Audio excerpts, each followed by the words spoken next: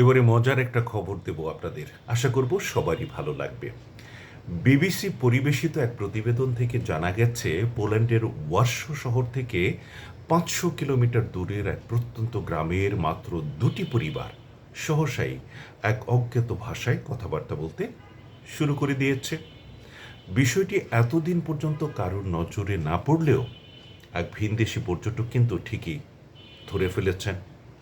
পরিবার দুটি নিজেদের মধ্যে তাদের ওই ভাষায় কথাবার্তা বললেও স্থানীয় লোকেরা কিন্তু এতদিন পর্যন্ত তা আঁচ করতে পারেননি।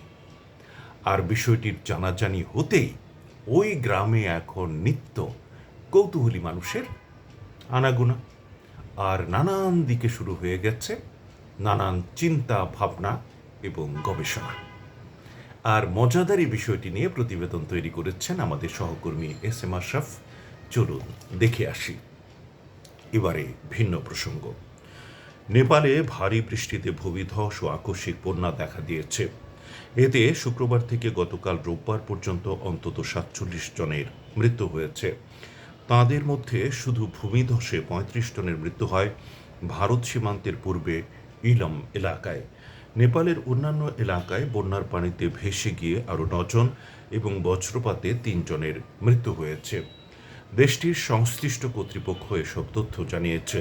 নেপালের জাতীয় দুর্যোগ ঝুঁকি প্রশমন ও ব্যবস্থাপনা কর্তৃপক্ষের মুখপাত্র শান্তি মাহাতো জানিয়েছেন, নিখোঁজ ব্যক্তিদের উদ্ধারে কাজ চলছে।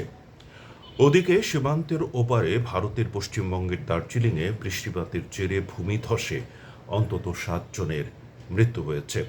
গতকাল দার্জিলিং পুলিশের কর্মকর্তা অভিষেক রায় বলেছেন, ৭ জনের মরদেহ এরই মধ্যে উদ্ধার করা হয়েছে, আরও ২ জন মারা গেছেন বলে শোনা যাচ্ছে। খবর এখনকার মতো শেষ হলো। সবাইকে ধন্যবাদ।